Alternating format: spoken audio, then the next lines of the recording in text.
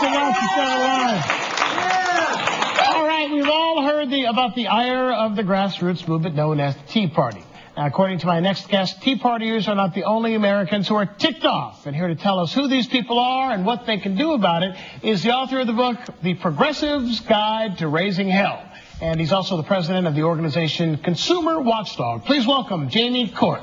Welcome to the program, Jamie. Thank you. Okay, so based upon all the footage and everything that we're seeing with all of the conservative rallies and the like, it looks like the Tea Partiers are the only ones who are angry, and the progressives and everybody else is either content or quiet. Who's mad? Is everybody mad? I'm angry. Anybody angry? I mean, in the audience. I mean, we are. Are you angry? I mean, no, they're content. I think progressives are angry. I think progressives are angry we didn't get the change we got for in 2008.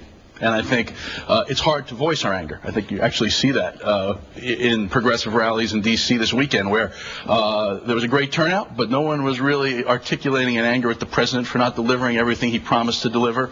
We were angry in 2008 at Wall Street. We're angry at corporate bailouts. We're angry at high health care rates. And yet those things are still what we're angry about, and we're angry at government for not delivering. The problem is anger is what creates change in politics. It's not hope. It put Obama in office, and it can get us the rest of the agenda.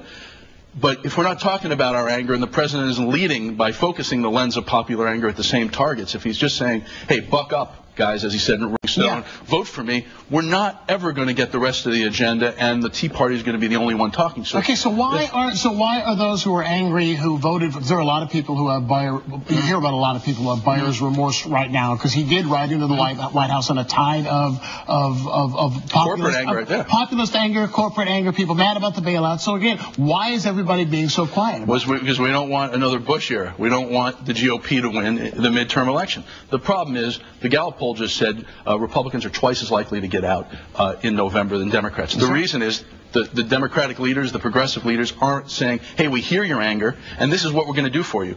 I'm going to use my executive power in the office of the president to freeze health care rates. I'm going to go, if I get elected, the extra yard and do more to rein in Wall Street. We don't hear that. I'm going to get us out of Afghanistan. So the book really talks about what you can do from your platform to demand the change that you voted for in 2008. Okay, so what can an individual or grassroots group do in order to get that change right now? Well, we've got two great opportunities. One is online. I mean, social media is an unbelievable explosion in 2009 that lets any of us put the right point of view, the right critique, the right message, the right story online, and have millions of people hear it, and even have the president and Congress hear it. And a lot of the healthcare rebellion, the progressive stuff we got in the healthcare bill, were due to successful social media campaigns. So that's one thing. The second thing is the state ballot measure process. We've got 24 states that have a ballot measure process where people can write laws, put it on the ballot, and enact their own laws. In California, there's a group of us who are going to go to the ballot to get a public option to the private health care market in 2012. Give voters the choice. And I think if we lead and put that on the ballot for voters to take on to get the rest of the job done, the president should come out and support us. So right now it's time for what really Franklin Delano Roosevelt said to A. Philip Randolph during the Depression. The civil rights leader visited the president and he said, here's what I want you to do. And FDR said, I agree with everything you said, now make me do it. Exactly. And so we are not seeing an angry reaction at the president for probably good reason before the midterm election. However, we've got to demand what we want from the president, from Congress, and we've got tools to do it.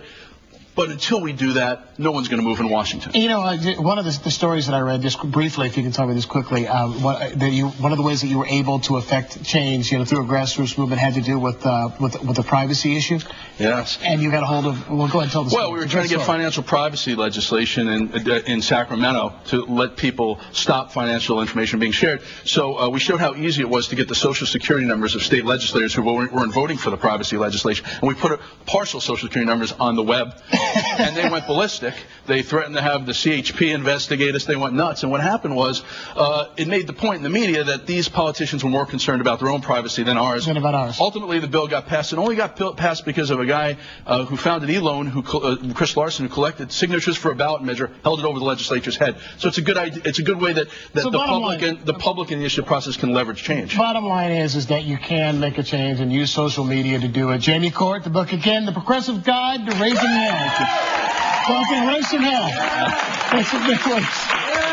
I love that. Put the social security.